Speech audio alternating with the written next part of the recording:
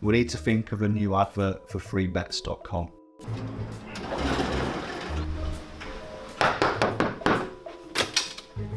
Get your best betting offers from freebets.com. Yeah, that'll do. The following deals are now live. Hey Fight fans, it's Michelle Joy Phelps with Boxing Social in partnership with freebets.com, ready to fight Forged Irish Stout at Empire Fight Store. And I'm joined now with the one and only Tony Sims. Tony, good to see you here in Las Vegas. I saw you a few weeks back in Santa Monica. Yeah. How has everything been?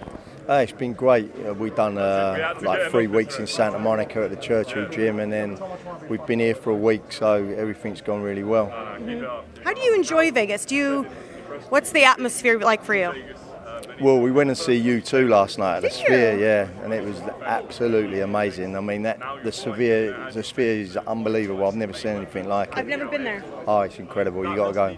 It's incredible. I will. I'll definitely try to put that on my list of things to do. But let's talk a bit about the press conference. We just wrapped up.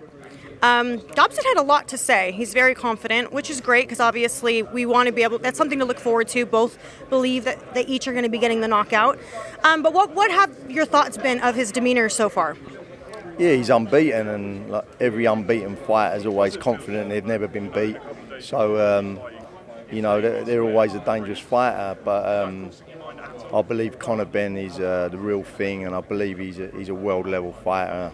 And I believe that he'll be victorious on Saturday and then just go on to bigger and better fights. You would know better than anybody because you spend all the time with him in the gym. But he constantly has comments being made, like Dobson made, that he sort of came from a silver spoon. He had everything paved for him. He doesn't work hard. What do you make of that, being that you're the one who actually sees firsthand what he does and doesn't do?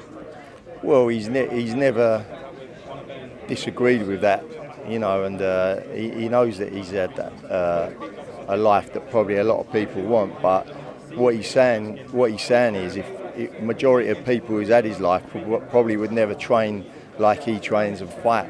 So he does it because he wants to do it. It's in his DNA.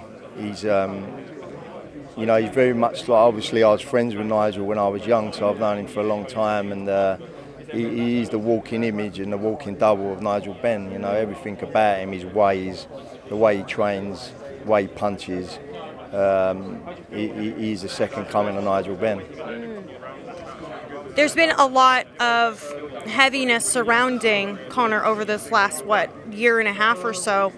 He talked very openly about his suicidal thoughts. Were you familiar with those thoughts, or was this sort of new for you to hear as well? Well, obviously, you know, it was a tough time for him, and when you're that young and you've never experienced anything like that, you know, I knew that he was obviously, you know, very low, and I spoke to him daily, probably twice a day I was ringing him. So, but it's like I said to him, and he referred to this back to me.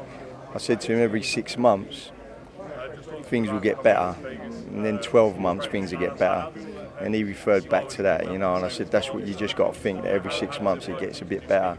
So just keep holding on. And, you know, like, now he's having his second fight in the last 6 months. So, you know, he's got through that tough time. And sometimes things happen to you in life, and it just makes you a little bit stronger after that. And I believe mentally he's probably grown up a lot. He's become tougher in his mind. And he loves the sport of boxing. And, you know, he will give it. He always gives it. He's all in the gym, and you see an exciting fighter on the night. Right. Lastly, Chris Eubank Sr. was basically saying Junior is done at 160. There's no way that he's ever going to be able to make that weight again.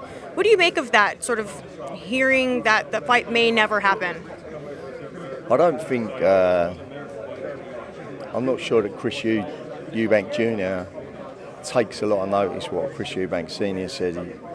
As far as I know, Chris Eubank Jr. runs his own career and manages his own career, so I don't really know about them comments.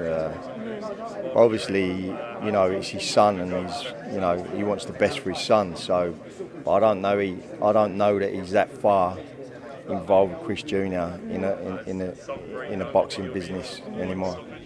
For the development of Conor's career, who, obviously being successful in the night, if there is a particular person, or is there a particular person that you would like to see him in the ring with next to sort of level him up? I just think, he's ready to step up to a big fight now, and like Eddie Earn's saying that as well. I'd like him to get a world title opportunity next, or if not a world title opportunity ain't available, then I'd like him to fight like, a top 1 or 2 or 3 fighter in the world at 147. Right. He's mentioned Barrios. Is that somebody that you see as the perfect next fit? Yeah, sure, and he's got one of the world titles, so he would be an ideal opponent. Right. Well, I wish you and the team all the best on the night. We're just a sleep away. Wait, 2 sleeps away. Any final words? Anything else you'd like to say? I'd like to add. Just tune in to The Zone Saturday night at 10 p.m. in the UK time, and we look forward to it. All right. Tony, thank you for your time. I appreciate it. Thanks very much. Bye, Fight fans.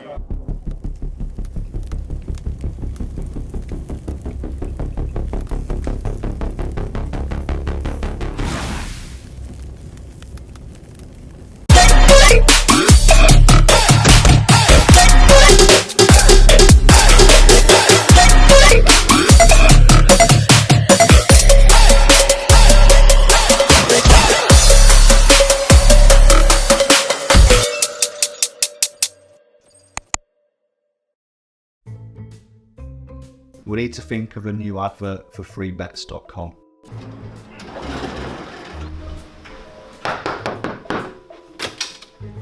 Get your best betting offers from freebets.com. Yeah, that'll do. The following deals are now live.